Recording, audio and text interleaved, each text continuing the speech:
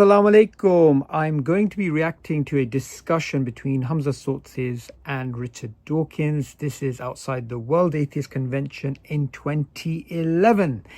Now, in this fascinating interaction encounter, what you actually see is Richard Dawkins doing what he does best, deflecting and actually diverting the conversation away from the actual substance. Now, what's interesting about this dialogue is it will give you an insight into the way that Darwinists usually react when they are confronted with any form of argument in which they may not have a particular point, a particular strong standing. So they'll always go back to some sort of evolutionary argument against God. So let's have a watch. You want to communicate atheism to the world, and we want to have a connection with you as a human science. being. I want to communicate truth. Good. Do you believe in evolution? Do I believe in... Okay, straight away. He wants to promote atheism using evolution. And this is something I've said for dog's years. I've said this many, many times, and Darwinists are up in arms saying, no, evolution is not used to undermine God. What are you talking about? Well, what do you have here? You have the opening salvo, the opening discussion outside the World Atheist Convention, and straight away Dawkins goes into, do you believe in evolution? The problem with this argument is, even if evolution is true, it doesn't mean God doesn't exist. In fact, Darwin understood that. Asa Gray understood that. Many of the early Darwinists understood that. In fact, in another video, which I'm going to be reacting to in the future, inshallah, you're going to see Richard Dawkins himself knows that too. So you can clearly see he doesn't want to have a direct conversation about God. He rather just go down the evolutionary line because that's what he can, according to his logic, prove. And he thinks if you prove evolution, you've somehow proved atheism, which is why he's going down that route.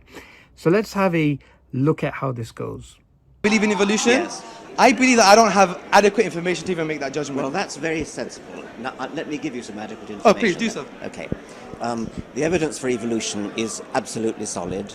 It's as strong as the evidence that the planets orbit. You do believe the planets orbit the sun, do you? Yeah. Yes, I did science as a bachelor's. Well, you did science, so why don't you know about evolution? Because it was psychology, that's what. So he's trying to be smart. He's trying to say, well, and the Darwinists always do this, right? They're like, the evidence is overwhelming. It's like the Earth going around the sun. You do believe planets orbit the sun, don't you? And, you know, they say things like, well, it's like gravity. Well, it's just observable. It's direct. So we all know that's not the case. The first thing to note is, if evolution is simply defined as what Darwin observed in terms of artificial selection and natural selection in terms of the basic stuff to do with moths and birds on the Galapagos, that's not what we are really talking about. We are talking about from monad to man. We are talking about basic organisms turning into multicellular complex organisms. We are talking about the origin of biological complexity, the origin of biological novelty. We are talking about the non-gradual modes of transition. This is what we need to talk about. This is Darwinism, and this is what you need to justify. And you know fully well that Darwinism is not as observable and as true as the planets going around the sun. In fact, in your book, A Devil's Chaplain, you make that point. You make the point that evolution may be true, but when it comes to Darwinian evolution, Darwinism, it is not as true as the planets going around the sun. And in fact, you say that future generations may overthrow Darwinism or modify it beyond recognition. So you're playing word games here, aren't you? But anyway, even if you are right, evolution doesn't undermine the existence of God, and you know that. But anyway, let's see how the rest of this goes. Psychology, that's why. Well, psychology ought to include evolution because the human mind, the human brain, is an evolved organ. Okay, the evidence for evolution, although it happened a long time in the past, so you can't actually see it happening, or most of the time you can't. Nevertheless, I use the analogy of a detective coming on the scene of a crime after the crime's been committed. So you can't actually see it happen, but what you see is all the evidence, all the clues, all the fingerprints, all the footprints and everything else, and that adds up massively, more strongly than any court of law. I agree with this, Yeah. but the only contention... Okay, wait a minute. Didn't you say it's as clear as the planets orbiting the sun? And now you're saying, well, you know, it happened a long time ago. It's not exactly observable, and it's like a detective coming to a crime scene. So it's inferential. It is something that is not as observable as people claim it is. Meaning, can you have other inferences? Can you have the classic problem in the philosophy of science, the problem of underdetermination of theory by observation? Of course you can. You know this. You know this quite well. So in your opening argument for why evolution is true, you've already downgraded from your original epistemic claim. And it's just going to go downhill from here. The only contention some religious philosophers have, for example, not all religious people don't like science. Many religious people like science. For example, a lot of the scientists were revived from the Islamic history, as you know. The question that they would have is, evolution is a non-complementary paradigm with what's happening in cosmology, for example. For example, if you look at physics and the constants, some people say there'll be a fine-tuning here. There's some Wait, what do you mean by design. non-complementary paradigm? What do you mean? For example... Okay, so the first thing to note here is Hamza is taking the discussion broadly to God's existence, because God's existence is not affected by biological evolution. Hamza knows that, and in fact, Richard Dawkins knows that too. So Dawkins is not going to want to go down this route because this is where it's not his area. And he also understands that when you open up this discussion more broadly, talking about science and God, that's when his position gets weaker and weaker. So he's going to try and always bring it back to his home turf. But as we're going to see, this conversation isn't going to go the way that Darwinists want it to go. You're actually going to see that Dawkins is deflecting and diverting and staying away from the core topic. What do you mean? For example, I think you answered that question well in your book, page 157, 158, when you said we don't have an answer for physics like we do as in evolution. So the question you posed was, who designed the designer? Yeah. And I think what some Islamic philosophers contemporary would say, that's an interesting question, but even in the philosophy of science, and I think downstairs you wanted to ignore that question about the philosophy of science, the best explanation doesn't require an explanation. And to have an added infinite regress of explanations undermines the very fact that we need an explanation. So the design argument is more plausible than the chance with regards to the fine-tuning of the universe, which has nothing... There we go. Brilliant point. In fact, you have a nice combo there, Hamza, right? So it's not just the case where evolution doesn't undermine the fine-tuning of the universe, but also a very simple and subtle point which is quite substantial when you actually think about it. How is it that we have this universe and we have this design all around us in the physical universe? So we're not just talking about, the biological domain. And you cannot make this point that he makes and Hamza catches him out in terms of his book, the central argument that he makes, that we have an answer in biology and we are going to basically apply that answer to physics. And then he goes on in terms of the central argument to conclude that God most probably doesn't exist. And Hamza's showing, well, that argument doesn't stand. In fact, one of the premises of the central argument is something that Hamza tackles through the philosophy of science by pointing out that the best explanation doesn't require an explanation. So imagine this particular device, whatever you're watching this on, maybe your mobile phone. Someone turns up next to you and says that this mobile phone is clearly designed because we can see this feature, this feature, this feature, and therefore from this design, we're going to infer a designer. And imagine someone else comes along and says, no, you cannot say that this mobile phone is designed because who designed the designer? There's a problem here. The main inference is not challenged by raising a question about where the designer came from. So the nature of the designer, whether the designer is contingent, eternal, what type of designer, is irrelevant to the basic inference that there is design. And if science was to function by continuously asking who designed that, what's the cause of this, what's the cause of that, going back forever, you could never do science in the first place. So in science, and we learn this very clearly in the philosophy of science, the best explanation doesn't require an explanation because it's the best explanation, and you stick to that explanation until you have a better one.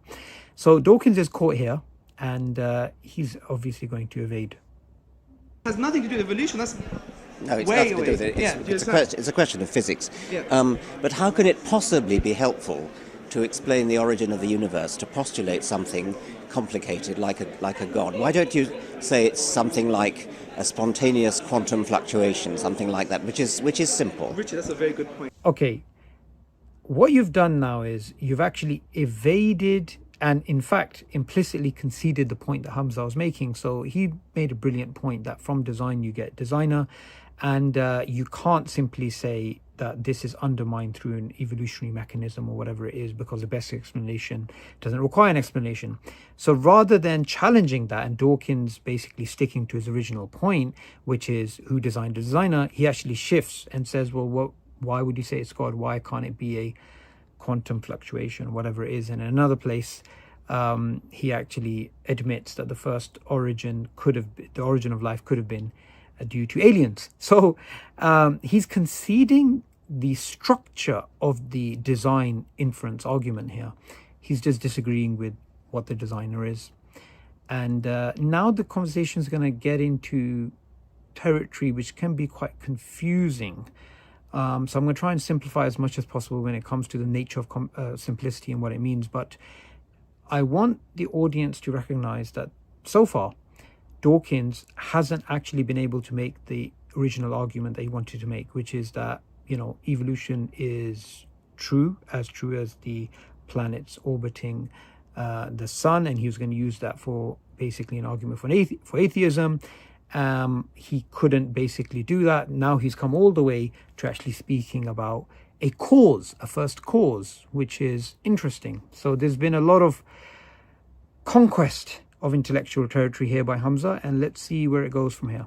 Richard, that's a very good point. Which is simple. That's a very good point. But haven't you assumed that God is complicated and made of many parts? Well, God's got to be complicated, hasn't he? Otherwise, because he couldn't forgive your sins and listen to your prayers. But you're misconstruing physicality for like an entity with ability. Someone may be able to do complex things. Doesn't make his nature complex, though, surely. Because I think you're superposing. What are you talking about? Okay, do you want me to clarify? If God is capable of listening to prayers, forgiving sins, knowing when you've done wrong and punishing you for it, how could he possibly be anything other than complex? So are you saying that the design argument is not plausible because it creates more questions than it answers? Is that what you're saying? Yes. Okay. Now Hamza's done a brilliant move here, because the discussion on simplicity is quite philosophical and there's differences of opinion, there's different schools of thought. It's not worth getting into that. So Hamza takes it back to his original point, and his original point is that he doesn't agree with the design argument because it raises more problems than it solves. But you kind of have agreed to the design argument from the perspective that the first cause could have been a quantum fluctuation, which is what you said. You don't fundamentally have a problem with effect and cause and there being like a first cause. That doesn't seem to be the issue. The issue seems to be with God, because again, when it goes back to directed panspermia, a theory that Crick proposed and a theory that you also are flirting with, that particular theory is based upon a design inference. So you're not being consistent. It's very clear you just don't want to believe in God. And this is an interesting conversation. I hope this conversation, well, not I hope, but it's very unlikely that there's going to be a long format in which Hamza and Dawkins can sit down and have this discussion. But that's how you really need to have it to flesh things out, because as we're going to see, the conversation is going to be cut short, but we can still derive some lessons from this. Okay, but don't you think then a bloated multiverse or multi-universe is far more complex? No, I don't actually. A bloated multiverse. It has no rational force, does it? A bloated multiverse is actually rather simple. It's just very wasteful. It's very uneconomical. Yeah, but doesn't go in line with Occam's razor, though. Do not multiply. Yes, it does. Right? It does really. No, it does rather. How does well, it do that? it's not. For a start, it's not beyond necessity. If it actually helps to explain something, it's not very complicated. It's just saying there are lots and lots and lots of universes. Well, you're saying there's an infinite amount of universes. hypothesis. Well, I'm not saying that, but well, that's the theory. Some physicists do. I'm not necessarily designed by an intelligent creator, omnipotent creator being. Can you just run me past why, if we're all designed, most religious people, first thing they do is chop off half of the genitalia? I gotta go. Take care, Richard. Thank you very much. Okay, so another atheist interrupted. The conversation got cut short. He was cornered. He was intellectually lost. He had no idea what to say, what to do, because, you know, every point he made was being countered by Hamza. When it comes to the multiverse, he's trying to say, oh, it's, you know, it's not that complex. Okay, there's a few problems here. You are saying, and Hamza points this out, because he says lots and lots of universes. Well, Hamza points out infinite. But for you to say something is not complex and then admit, well, you have to admit, if you're going to go with what the physicists are saying with the multiverse, that there is an infinite number of universes. How on earth is that not complex? Another problem here is you haven't actually argued for your original point. Your original point was going to be using evolution to argue for atheism. You didn't manage to do that. We went all the way to basically talking about a cause for the universe, and you made a very poor argument for why the multiverse theory is a better explanation than a transcendent God. However, even infinite series of universes need an explanation. So if this conversation continued, then okay, so you have these infinite number of universes. Are they eternal or are they contingent and dependent? Well, can they be eternal? How does that make any sense? How can a finite thing be eternal? And what do we have? We have, again, another inference that can be made towards a transcendent God. So this conversation, there was a lot of dipping in and out of different concepts, but overall you could see that Hamza just needed, already there was a lot of times you could see that Hamza had countered his points and he didn't have a clue about a coherent answer to give him. But you could see if this was stretched out a bit more longer, it'd be even more embarrassing than it actually was. Hamza clearly refuted him on some basic points, and you know, this is supposed to be the leader of the new atheist movement. Now, why did he run away? Why did he not stay? He has no problem arguing with school children. He has no problem arguing with people who are less philosophically sophisticated. He knew what was going on. He knew exactly what was going on. It was looking bad already, and that atheist helped him out. Now, that atheist, why did he interrupt? They were having a conversation about this universe and the grand design. Dawkins could have said, why are you bringing up circumcision? Why are you bringing up this or that? Like, you can clearly see he needed that exit. He needed that off the ramp exit, you know, just to save face. Now, we are probably not going to be able to have a direct interaction with Dawkins. Dawkins is an elusive character. He didn't debate Philip Johnson. He didn't debate William Lane Craig. He prefers to be very selective. And when he did actually have a discussion with the likes of John Lennox, he was thoroughly refuted. So I hope in this short video you got to see many points on which Hamza successfully countered Dawkins, and if this had stretched out further, it'd be even what's the right word? Well, it'd just be worse for him. It'd just be embarrassing for him. It would be secondhand embarrassment, in fact, for a lot of atheists today, simply watching that. So Dawkins, in the grand scheme of things, in the grand market of ideas, when it comes to the new atheism movement that he championed alongside the other atheists, he has been deselected. His new atheist movement is going extinct. And what we are finding is that increasingly people are looking towards spirituality. So this book has just been published by Sapiens Institute. Dawkins deselected the extinction of new atheism. In this book, I go over the history of new atheism, the philosophy of new atheism. I go over in a lot more detail the arguments from the God delusion and a lot of things related to new atheism. You can download the book for free or you can get it from Amazon. I hope you enjoy it and please leave a review. My last point I'd like to make is download the Quranly app. The Quranly app is a fantastic app to keep you connected with the Book of Allah, with the Quran. We should be regularly checking in with the Quran. We should be regularly reading the Quran. And one of the things that I highlight in this book is the need for spirituality right near the end of the book. And the book ends with a beautiful, beautiful Quranic verse. And that Quranic verse captures the thirst that human beings have for spiritual insight, the thirst they have for spiritual nourishment, the thirst they have for spiritual development. This is something that new atheism could never have provided, which is why, as a movement, it's been thoroughly deselected by the grand masses. And in the marketplaces of ideas, it is falling short. So I hope in this video you learnt a lot about the discussion between Hamza and Richard Dawkins.